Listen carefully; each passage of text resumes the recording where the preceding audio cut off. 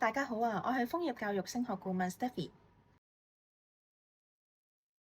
今日咧就想同大家分享下點樣喺澳洲嗰邊開銀行戶口。澳洲嗰邊咧分別係有4大嘅銀行嘅，包括係 Commonwealth Bank 啦、NAB、ANZ 同埋 Westpac。而 Commonwealth Bank 咧喺澳洲全國嚟講咧係最多銀行分店啦，同埋最多 ATM 嘅銀行機構。一般學生咧去到澳洲當地嘅時候咧，先開立佢哋嘅銀行戶口。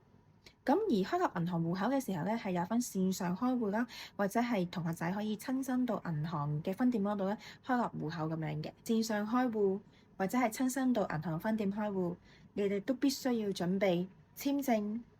護照、住址證明、澳洲電話號碼同埋學校派發俾你哋嘅 COE。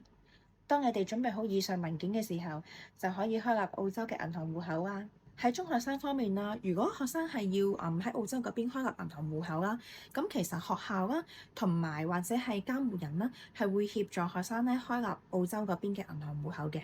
咁如果你話學生係去澳洲嗰邊讀 foundation 啊，或者係讀大學嘅時候咧，其實你哋係一般嚟講都要 compulsory 啦去出席嗰個 orientation 嘅行程嘅。咁而喺呢個行程嘅時候咧，咁學校咧就會邀請咗個別嘅銀行啦嚟到入去學校嗰度啦，去有個設立咗一個 counter 去協助學生去開立銀行戶口，或者學校係會俾一啲嘅指引你哋，話俾你知學校附近有啲咩銀行咧係方便你哋去設立開戶咁樣嘅。如果你對開立銀行戶口有其他疑問，隨時聯絡我。